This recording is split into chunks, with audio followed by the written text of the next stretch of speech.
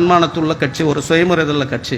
அந்த ஜெராக்ஸ் பாட்டாளி மக்கள் கட்சியில் அப்படியே பார்க்கலாம். நம்ம அந்த இது அப்படியே பாட்டாளி மக்கள் கட்சியில் பார்க்கலாம். அவர் கூட்டணி வேணா மாறலாம், ஆனால் கூட்டணி மாறலாம், ஆனால் அவர் தேடின்லாம் யாரும் போக மாட்டாங்க. இப்போ கூட அதிமுக கட்சி அவரை தேடின்னு போயிட்டு 23 சீட்டு கொடுத்தாங்க, 10% இடஒதுக்கீடு கொடுத்தாங்க.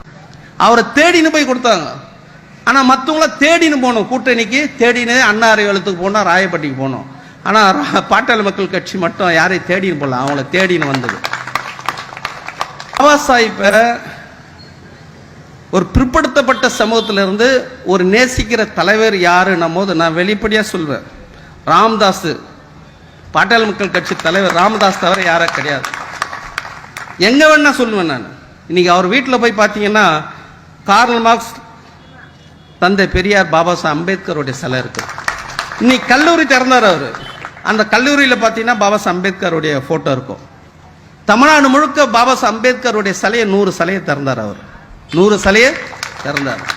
ஏன்னா அவருக்கு தெரியும் சமூக நீதின்றது யாரால கிடைச்சது, இந்த கல்வி யாரால கிடைச்சது. ஏன்னா டாக்டர் ராமதாஸ், மருத்துவர் ராமதாஸ், இன்னைக்கு டாக்டர் நம்ம பேசுறோம். அவங்க அப்பா ஏதாவது டாக்டரா இருந்தாரா அப்படின்னா வரலாறு கிடையாது, வரலாறு கிடையாது. இந்த வரலாற்றை உருவாக்கி கொடுத்தவர் பாபா சாஹேப் அம்பேத்கர்னு அவருக்கு தெரியும். அதனால்தான் இன்னைக்கு அவர் 100 சிலையை தமிழ்நாடு முழுக்க சிலையை வச்சார். ஆனால் அப்படியாப்பட்ட பாட்டாளி மக்கள் கட்சியாக இருக்கக்கூடிய ராமதாஸ் சமூக நீதி பேசுகிற அவரை கூட இன்னைக்கு ஒரு வன்னியர் சங்கமாக ஒரு வட்டத்தில் சுருக்கியாச்சு. இன்னைக்கு பார்க்குற ஷெட்யூல் காஸ்ட் மக்களுக்கு எதிரான ஒரு யாரான்னா டாக்டர் ராமதாஸ்ன்ற மாதிரி ஒரு மனநிலை உருவாக்கி வச்சாச்சு. இன்னைக்கு ஷெட்யூல் காஸ்ட் மக்களுக்கு எதிரான ஒரு யாரு அப்படின்னா வன்னியர் மக்கள் தான் அப்படின்ற மாதிரி ஒரு மனநிலை உருவாக்கியாச்சு. இன்னைக்கு பார்க்குறோம் அந்த சூழ்ச்சி தந்திரத்தை பார்க்குறோம். ஆரிய மாடல், ஆரிய மாடல், ஆரிய மாடல், அந்த சூழ்ச்சி தந்திரத்தை பார்க்குறோம்.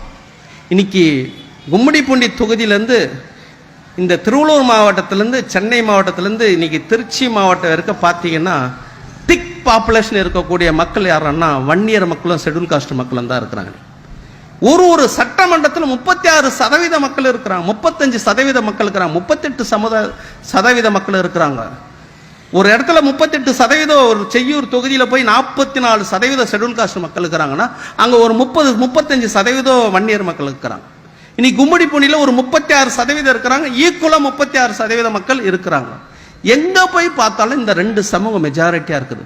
வாக்கு பெட்டின்னு பார்த்தீங்கன்னா இந்த மக்களுடைய ஓட்டு அதிகமாக இருக்குது, 80% 70% இந்த மக்களுடைய ஓட்டு இருக்குது.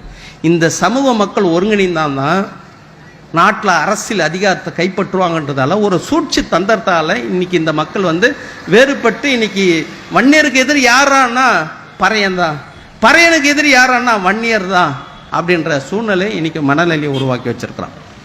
இதுக்காக எவ்வளோ இந்த கட்சியில், பாட்டாளி மக்கள் கட்சியில் இன்னைக்கு ஒரு காலகட்டத்தில் ரொம்ப ஒரு தமிழ்நாட்டில் அரசியலில் 100 ஆண்டு அரசியலில் ஒரு 30 ஆண்டுக்கு முன்னாடி யார் சொன்னதுன்னா இந்த தேசத்துக்கு, இந்த தமிழ்நாட்டுக்கு ஒரு தலித்த முதலமைச்சர் ஆக்குன்னு சொன்ன ஒரே தலைவர் டாக்டர் ராமதாஸ் தான். இந்த ஃபார்முலாவை தெரிஞ்ச ஒரே நபர் யாருன்னா பாட்டாளி மக்கள் கட்சி தலைவர் ராமதாஸ் சொல்லிட்டார். ஏன்னா 20 முறை சந்திச்சார் அவர். ஐயா கன்சிராமையை 20 முறை சந்திச்சு இங்கே அதெல்லாம் கத்துன்னு இங்கே வன்னியர் ஓட்டு அந்நியர் கிடையாதுன்னாரு, வன்னியர் ஓட்டு அந்நியர் கிடையாதுன்னாரு. அந்த அரசியல் இங்கே பகுஜன்ற அரசியலை இங்கே வெளிப்படுத்தினார்.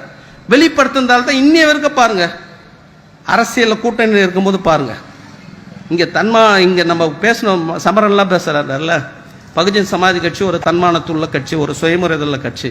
அந்த ஜெராக்ஸ் பாட்டாளி மக்கள் கட்சியில் அப்படியே பார்க்கலாம். நம்ம அந்த இது அப்படியே பாட்டாளி மக்கள் கட்சியில் பார்க்கலாம். அவர் கூட்டணி வேணா மாறலாம், ஆனால் கூட்டணி மாறலாம், ஆனால் அவர் தேடின்லாம் யாரும் போக மாட்டாங்க. இப்போ கூட அதிமுக கட்சி அவரை தேடின்னு போயிட்டு 23 சீட்டு கொடுத்தாங்க, 10% இடஒதுக்கீடு கொடுத்தாங்க மக்கள் கட்சி.